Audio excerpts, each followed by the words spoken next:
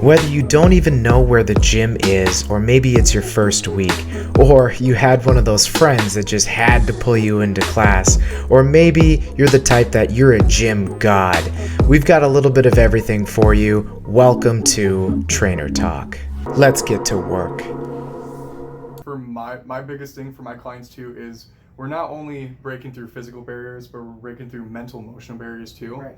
And we're not only going to see those physical changes, but we're going to see your mood change, your emotions change, and you're going to start having that mindset of I can do this instead of I can't. Right. Well, that's the thing. And from my experience too, from losing my weight, once you lose the weight, you got to build muscle because you're all of a sudden all uncoordinated. You don't really know how to move this new body that you have, and you really need to stick to the basics and start building that strength back up. And then once you do, you start moving more efficiently, less pain, and you sleep better. Hey, that's why I condensed my schedule a little bit, because I got to do my continuing ed stuff on top of taking care of me. Like if I'm not getting my workouts in and practicing what I'm preaching, then how am I going to tell my clients to come in on their own and do their own homework, if I'm not actually doing it myself. So you mean you're not going to be a hypocrite? Oh, I've worked with so many hypocrites. Training style. How did you make the Trevor Method? So I focus on a lot of posture promotional exercises. I'm really form oriented. So if we're not in proper form, we're dropping that weight a little bit and we're going back to that foundation. And you can't build a house without a solid foundation. So we can't just come in and put heavy weight on you if you don't know how to squat first or even how to walk. You know what I'm saying? You mean hunchback is not the way to go? No. Come on. That's the new look. People stare at their phones all day to get that phones, kind of hunchback. Desk jobs, all of that. We're such in a sedentary lifestyle nowadays that people aren't aware of posture, or they don't even know how to turn some of these muscles on, or how to stretch or strengthen or do these things. So that's more of my specialty, or what I like to do is posture promotion, stretching, and strength training.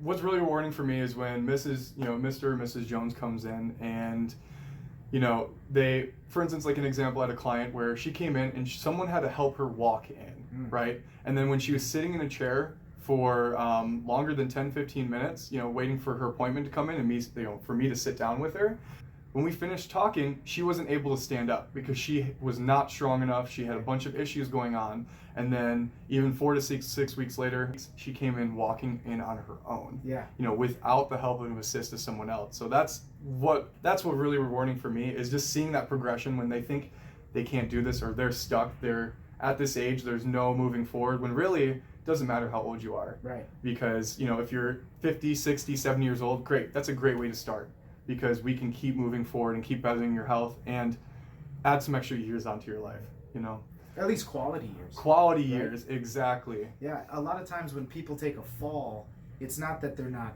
quick enough or their balance is off. They're not strong enough to stop the fall. Exactly. If you're going upstairs and one leg's in front of the other, but you trip on the stair, you don't have enough strength to stop your fall. To catch yourself. And that's why people fall on stairs all the time, Yep. right? And that's why squats and leg presses and things like that are always so... It's always in a trainer's arsenal, is because we know in the back of our mind, if you're going to take a fall, you're at least going to stop it. Exactly. Right? Or this lady who didn't have enough strength. It was a 1 rep max to even get up out of the chair. Exactly. And you've changed that so much where I'm sure in the beginning it was literally, all right, stand up, sit back down, 3-minute wait. Yep. Stand up. So it's super boring on the surface, but okay, now next time it'll be a 2-minute break, I guess. Yeah.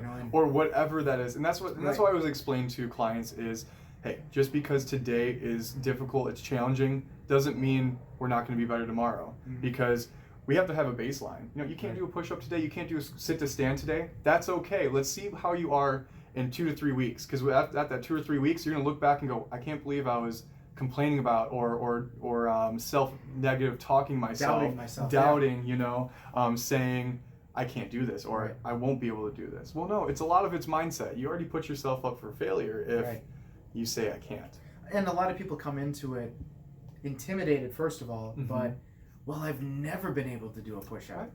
Why does that mean it has to be the rest of your life? Exactly. Well, it's maybe because you didn't have the right guidance or maybe education to you know, to perform the exercise properly. Right. Maybe you're doing something incorrect, and that's why you're getting some pain, or that's why you can't even do a full push-up. So let's see what we can do and regress you so we can keep continuing to progress you. Right. A lot of pushback I've gotten over the years is I can just Google it, I can just look at a video, and you, I think you would agree with me when I would say that just because you see a push-up doesn't mean you know how to do a push-up. Exactly. They could give you all the cues in the world, but sometimes just a gentle touch, like, oh no, like this. Yep. And that's what I found is most efficient, is because there's a lot of mechanics going on in the body, especially like, you know, with the push-up position, right? There's a lot going on, and if you're not coming forward enough, or you're not leaning forward enough, and you're going down, you're just gonna get straight shoulder pain. You're gonna get all these issues. And now if I pull you into position and you feel it, and then you know that's where you'll be, when you go back on your own, you'll be able to know you're in the proper spot. Because a video, you're right, a video, a description, you know, you see some of these apps telling you, you know, it shows the diagram of a push-up and it explains how to do it, and you still see a lot of people doing them incorrectly because they don't have that guidance or that push into that proper they can't form. see themselves in the third person. Right. They can't literally, they might feel, oh, this is hard, I must be doing it right.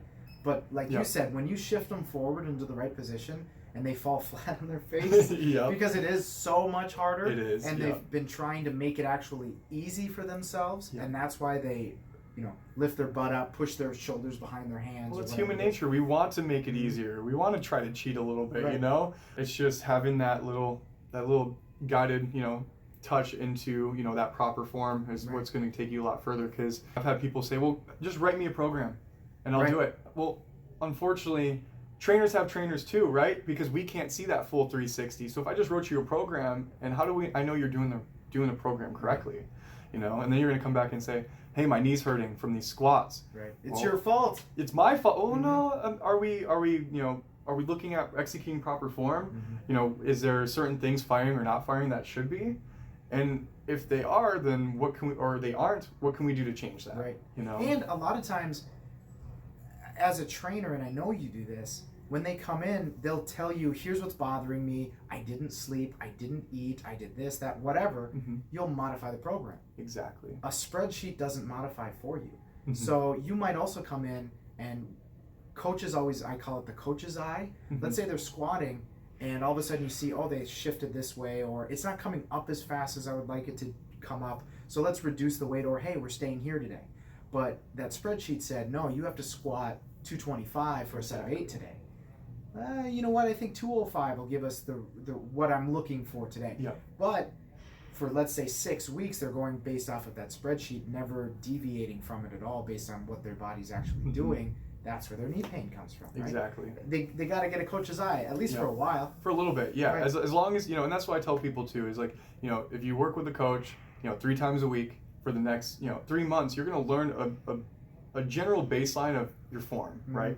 But it's just like a basketball player, right? They're not just going to spend 3 months in practice and go play a professional game. Right. It doesn't work that way. You know, maybe you might get 1 or 2 rock stars out there, right? That are, you know, very talented, but you have to practice. And, you know, I don't like saying practice makes perfect, because you're never going to be perfect. There's always room to grow. For sure. You know, there's always little things we can critique or, you know, tweak a little bit. I always liked the analogy of math. So when you first started, let's say kindergarten, you learned how to count. Cool. That's your first 2 weeks with the trainer. We need to learn how you learn, first of all. Then you get to first grade. Okay, now you can count 1 and 1 is 2. Okay, you start to understand that process. That's you learning how to sit to a chair and stand up properly. Exactly. Right? Okay, now second grade you learn, okay, I can do bigger numbers. Maybe 12 plus 13 is 25. That's you learning how to squat. In school, you understood it took at least 12 years for you to go from counting 1 to 10 to maybe calculus or algebra or whatever. Very, very complex things, which in my mind are things like really heavy squats, really heavy deadlifts. You needed that time not only for your mind to kind of just get the concepts, but so many people think, hey, Google is giving me calculus. I can do that. Where, and I know you're this way, is it's a very strategic approach to, okay, you've proven to me you can already squat. That's great. You're in 6th grade. We still have 6 more, you know, concepts we have to cover before I'm comfortable saying, here's a program for you. Right. Or what do you think you know? Or what do you think you know? Because we all think we know everything or a lot, right? But there are, things we can really tweak and, dial down and keep educating. My main focus is you're coming in for an education, right? Not just a workout. Well, you're that math teacher. Right. You're the math teacher that's going to take the time to teach them how to count, to teach them this, to teach them that, so they can eventually do it on their own. They can solve problems on their own. And that's the goal. Mm-hmm. Absolutely. Because eventually you don't need me. Right. But you like me so much you want to stay. For sure. That's why you go to college. Yep. That's why you get your PhD. Exactly. Yep. You're essentially paying for schooling. Mm-hmm. And you're totally fine with that. To learn history, to learn math, to learn whatever. People always, not always, some people bark at, well, why would I pay for a trainer? We're literally teaching you how to move your body. Mm-hmm. We're teaching you how to change your body. It's not something that over a long period of time we can just metafast, right, lose 80 pounds, and oh yeah, miraculously you're going to keep it off. Well, it's a slow process. Well, that's the thing. And from my experience too, from losing my weight, once you lose the weight, you got to build muscle because you're all of a sudden all uncoordinated. You don't really know how to move this new body that you have, and you really need to, stick to the basics and start building that strength back up. And then once you do, you start moving more efficiently, less pain, and you sleep better. How much heavier were you? So I was within, I think I was a little 250 to 260, Okay. I think was. And what are you now? Right now I'm back to 200 pounds, Okay. but the lowest I got to is about 170, and I was way too light. Okay. And the reason I bring that up with your weight loss is I'm sure along the way you realize, okay, I'm 20 pounds lighter. Moving is so different than it was 20 pounds ago. And moving now is different than it was when you're at your heaviest. Yep. And like I was saying, when I lost that first 65 right there, I was so clumsy, so didn't know my body, until you start getting. And you were moving the whole time. Right, exactly. Right. But it's totally different when you have less weight. We are human. It's okay if we slip up. You just got to make sure, hey, let's get back on track. Pick yourself back up. Yeah. And that's what I tell all of my clients is, hey, I don't expect you to get it right away. Right. I'm going to keep giving you these cues and pulling you into proper form. Eventually, you're going to hear me in your head over and over again with all these different cues I'm giving you. And then you'll pull yourself in that proper form. Right. Even with me here or without me here. Mm-hmm. Because the same thing. Trainers have trainers. I have my own trainer, right? When he was coaching me, I would just hear him in my head when I'm on my own. He's like, all right, go off and do the rest on your own. Now I hear him in my head just saying, What a disgrace. No, right. What just is this crap? All these different cues, and it's like, wow. And it's just, to this day, I still hear all my different coaches, whether it's from different mentors, whether it's, in martial arts or different things, I hear their cues in my head. Mm-hmm. Yeah. And and myself too, is if I don't know something, I'll let you know, hey, I don't have 100% answer for that. Let me look back. Let me go and find some more research on it so I can give you the correct answer. Right. Instead of giving you some, BS off the wall answer, and then eventually you go and hurt yourself later on, or whatever it is, So. And coming from a martial arts background, I know you know the 10,000 rule. Mm-hmm. The first 1,000 roundhouses you threw didn't look like the next 1,000. No. Didn't look like the next. And even after 10,000, if you ever threw 10,000 kicks, you look back and it's like, oh my God, I used to be so sloppy. The next 10,000 kicks are even better than the first 10. Yeah. And it's just this constant muscle memory and just kind of non-stop trying to hone in that skill. And we're maturing the muscle. Right. People come in if they've never lifted a weight before, they've never worked out, they've never played a sport. They've got kindergarten muscles, right? Mm-hmm. And then you got the people who they've got some experience over the years. They might have 4th, 5th grade muscles. Their muscles not mature enough. Right. To withstand some of this weight or even to do some of these movement patterns. We got to work your way into it. So what kind of training do you do for yourself now? For myself? Yeah. Do you enjoy body weight? Are you a barbell freak?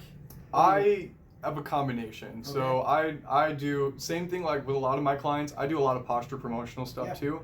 I'm actually correcting a lot of injuries and different things I've had in the past. Yeah. Well, being so much heavier than you are now, that comes with so many imbalances in and of itself. In itself, exactly. Mm-hmm. And then on top of that, playing some sports and then some car accidents, I've had to really fix some things going on because Right. I've had a lot of structural issues going. So, I mean, I love barbell movements.